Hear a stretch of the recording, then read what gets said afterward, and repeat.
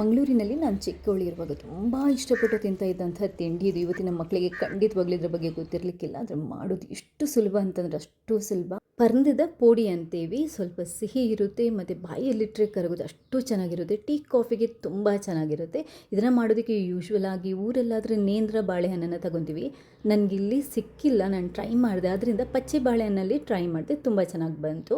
ನೋಡಿ, ಸಿಪ್ಪೆ ತೆಗೆದು ಈ ಥರ ಕಟ್ ಮಾಡ್ಕೋಬೇಕು. ನೀವು ಅಂದರೆ ಸ್ವಲ್ಪ ಉದ್ದಕ್ಕೆ ಬೇಕಾದರೂ ಕಟ್ ಮಾಡ್ಕೋಬೋದು, ಅಥವಾ 2 ಭಾಗ ಮಾಡಿ ಮತ್ತು ಈ ಥರ ಅಂದರೆ ಸ್ಲೈಸನ್ನು ಮಾಡ್ಕೋಬೇಕು ಕ್ಲೀನಾಗಿ. ಅದಾದ ನಂತರ ಇದನ್ನು ಕಲಿಸೋದಕ್ಕೆ ಈ ಹಿಟ್ಟು ಏನಿರುತ್ತೆ ಅದು ಕಡಲೆ ಹಿಟ್ಟಲ್ಲ, ನಾರ್ಮಲ್ ಬಜ್ಜಿಗೆ ಕಡಲೆ ಹಿಟ್ಟಲ್ವ, ನಾವು ಇದಕ್ಕೆ ಮೈದಾನ ಉಪಯೋಗ ಮಾಡ್ತೀವಿ.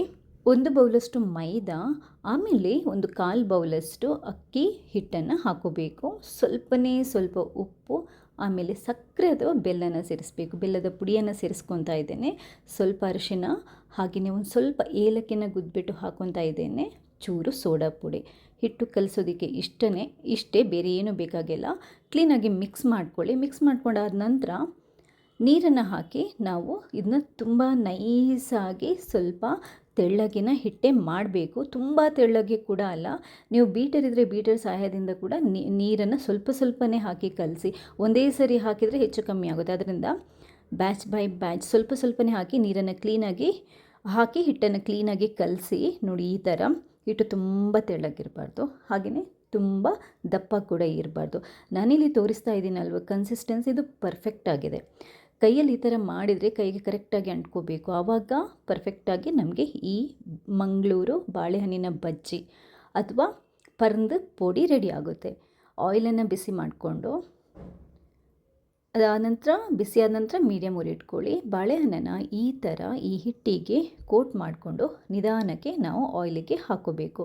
ಇನ್ನೊಂದು ನೆನ್ಪಿಟ್ಕೊಳ್ಳಿ, ಎಣ್ಣೆ ತುಂಬ ತಣ್ಣಗಿರಬಾರ್ದು, ಆಗ ಜಾಸ್ತಿ ಎಳ್ಕೊಳ್ಳುತ್ತೆ. ಇದಕ್ಕೆ ಎಣ್ಣೆ ಸ್ವಲ್ಪ ಜಾಸ್ತಿನೇ ಎಳ್ಕೊಳ್ಳುತ್ತೆ. ಅದರಿಂದ ಹಿಟ್ಟೊಂದು ಚೂರು ದಪ್ಪ ಆದರೂ ತೊಂದರೆ ಇಲ್ಲ. ಕೇವಲ ಇದೆಯಲ್ಲ 1 ನಿಮಿಷ ಅಥವಾ 2 ನಿಮಿಷದೊಳಗಡೆ ಇದು ಕಾಯುತ್ತೆ, ಅಂದರೆ ಫ್ರೈ ಆಗುತ್ತೆ. ತುಂಬ ಹೊತ್ತು ಎಣ್ಣೆಯಲ್ಲಿ ಬಿಟ್ಟರೆ ಎಣ್ಣೆ ಜಾಸ್ತಿ ಎಳ್ಕೊಳ್ಳುತ್ತೆ. ಸೊ ಈ ಹದಕ್ಕೆ ಬಂದರೆ ಸಾಕು. ಇವಾಗಿದು ನೋಡಿ ಪರ್ಫೆಕ್ಟಾಗಿ ರೆಡಿಯಾಗಿದೆ. ಇಷ್ಟೇ ಅಂತಂದರೆ ಇಷ್ಟೇ, ಇನ್ನೇನಿಲ್ಲ.